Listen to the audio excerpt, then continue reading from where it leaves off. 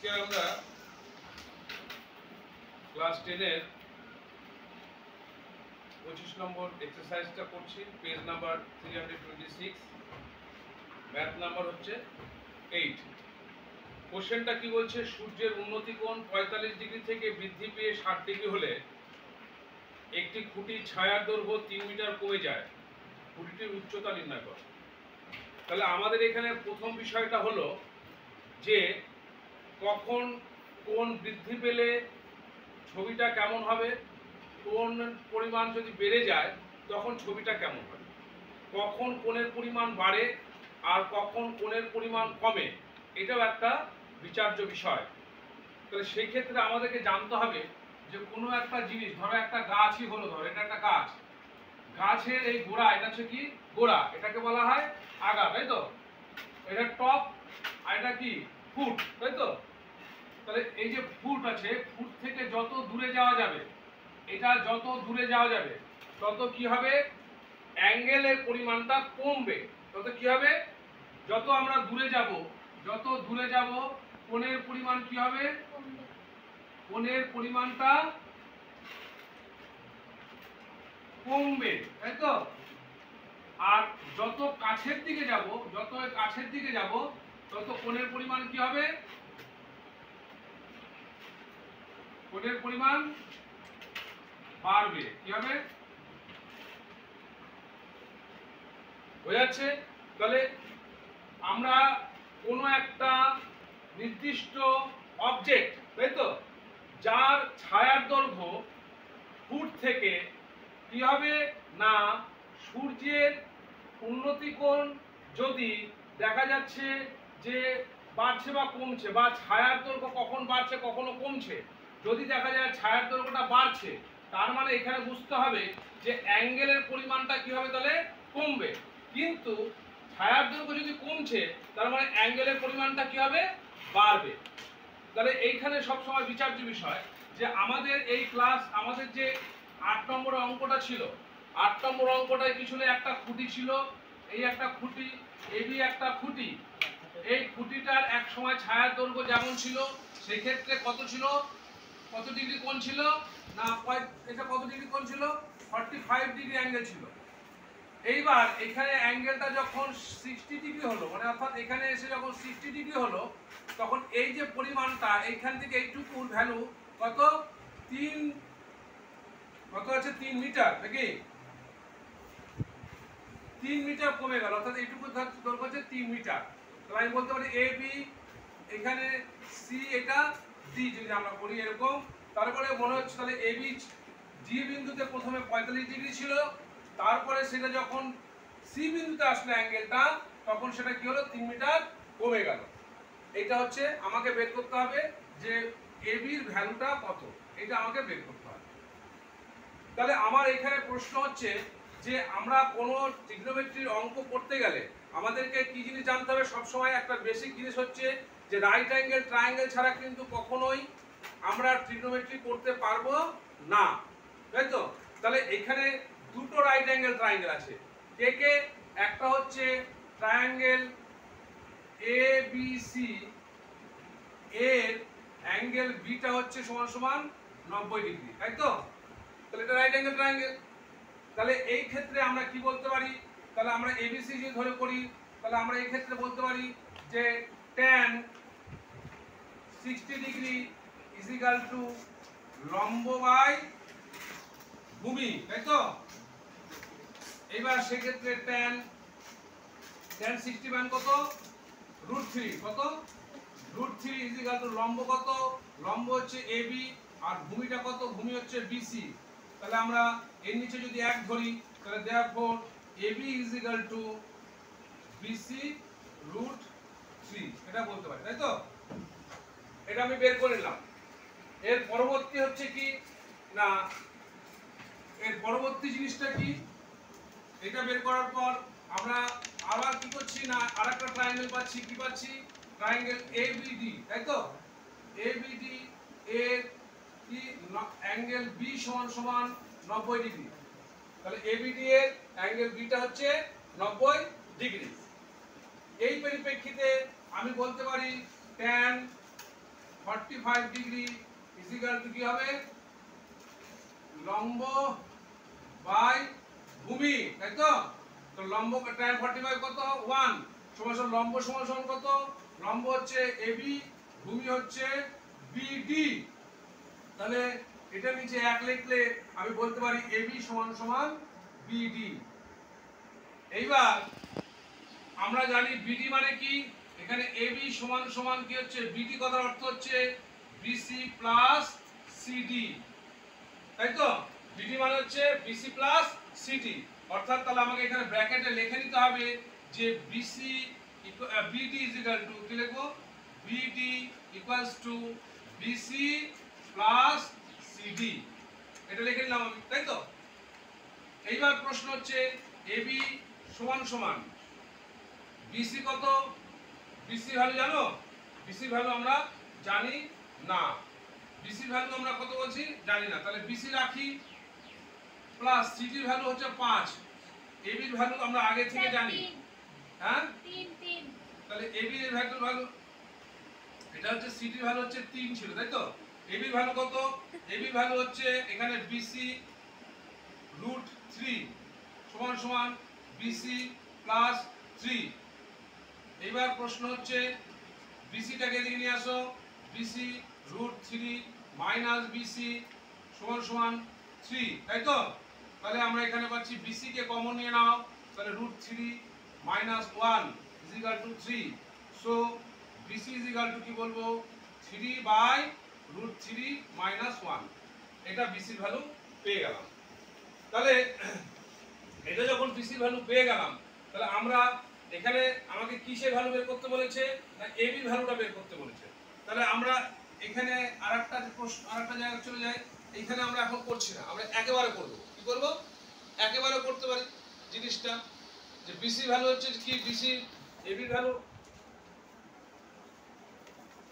এইবার আমরা এখানে এটা করছি কি, তাহলে এখানে আরেকটু করে নিই, বিসি সমান সমান কি করব 3/√3 মাইনাস 1 ইন্টু √3 প্লাস 1। কেন? আমরা নিচে কখনো রুট রাখবো না, তাই তো?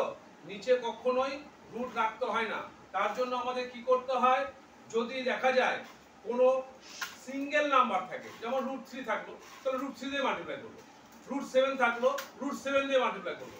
কিন্তু যদি দেখা যায় ডাবল ডিজিট আছে, অর্থাৎ সেখানে প্লাস বা মাইনাস রয়েছে, তাহলে সেক্ষেত্রে প্লাস থাকলে উল্টো সাইন দিয়ে মাল্টিপ্লাই করবো, অর্থাৎ প্লাস থাকলে মাইনাস, কিন্তু সংখ্যাগুলো একই থাকবে।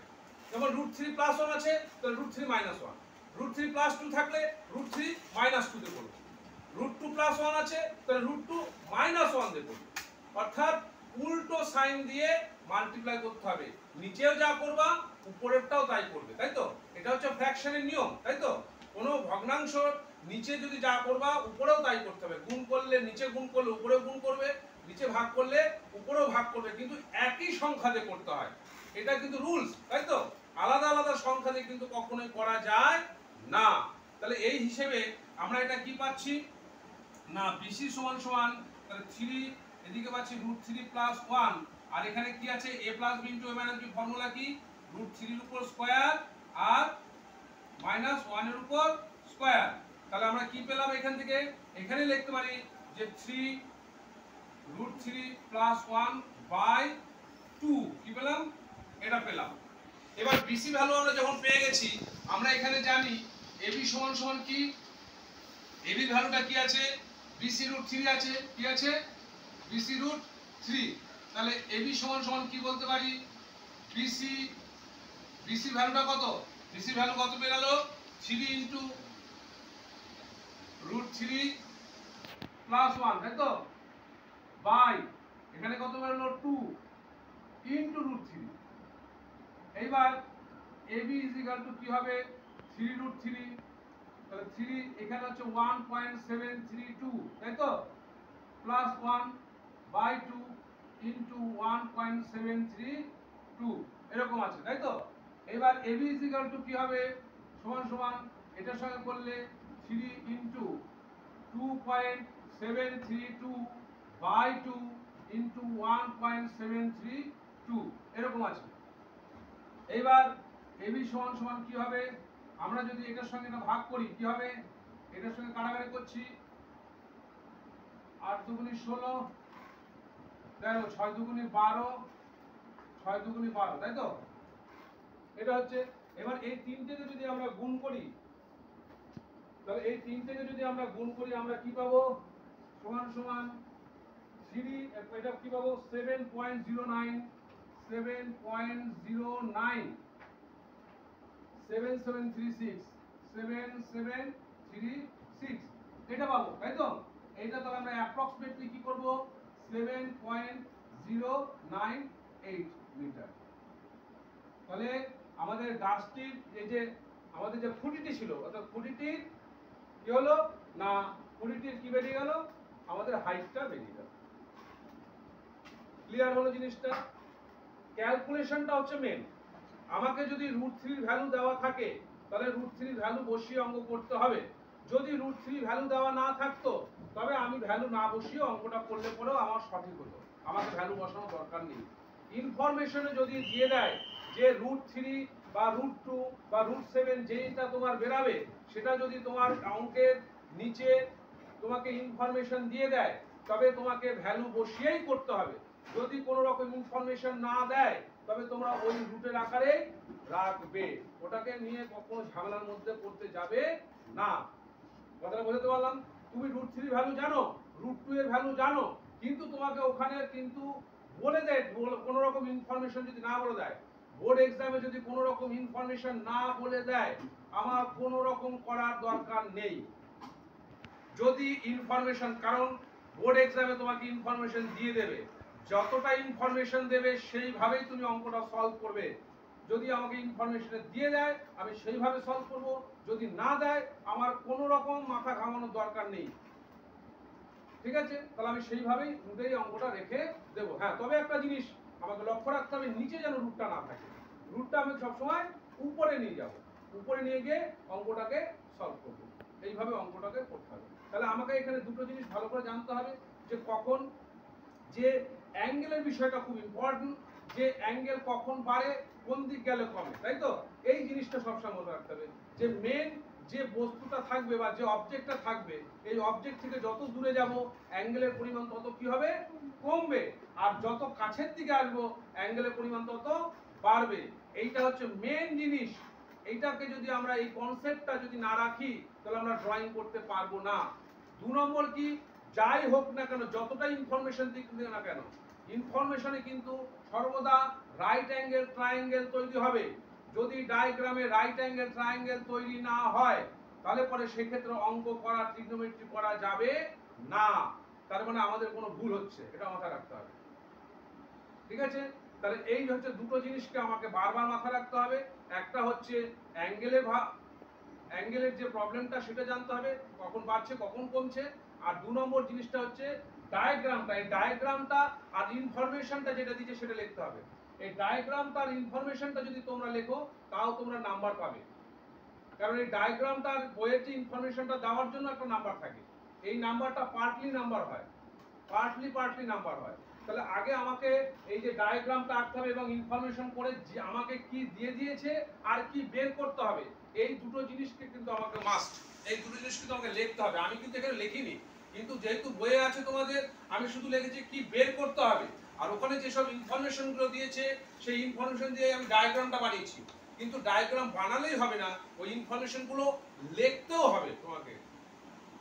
ঠিক আছে? জিওমেট্রি, ট্রিগনোমেট্রি, জিওমেট্রি এবং ট্রিগনোমেট্রি, কি বললাম? জিওমেট্রি এবং ট্রিগনোমেট্রির ক্ষেত্রে এই দুটো জিনিস কিন্তু মাস্ট। যে কোনো প্রুফের ক্ষেত্রে বা ট্রিগনোমেট্রির ক্ষেত্রে আমাকে সবসময় একটা জিনিস মনে রাখতে হবে, যে যে ইনফরমেশনগুলো আমাকে দেওয়া থাকবে সেগুলোকে কিন্তু আমাকে ওখানে লিখতে হবে। পরীক্ষার খাতার মধ্যেও সেই ইনফরমেশনগুলো লিখতে হবে, ডায়াগ্রাম বানাতে হবে সেই ইনফরমেশন দিয়ে, এবং কি বের করতে দিয়েছে সেটাকেও উল্লেখ করতে হবে, করে তারপরে সলভটা স্টার্ট করতে হবে। এইভাবে হচ্ছে রুলস, এইভাবে অঙ্কটা তোমাদের করতে হবে। কারো কোনো প্রবলেম আছে? কারো কোনো প্রশ্ন থাকলে সে জিজ্ঞেস করতে পারো। কোনো অসুবিধা আছে? দেখো ভালো করে বোর্ডটা দেখো, যদি কারো কোনো সমস্যা থাকে, কোনো অসুবিধা থাকে সে জিজ্ঞেস করো, আবার আমি বলে দেবো, বুঝিয়ে দেবো বারবার। ক্লিয়ার? নেক্সট।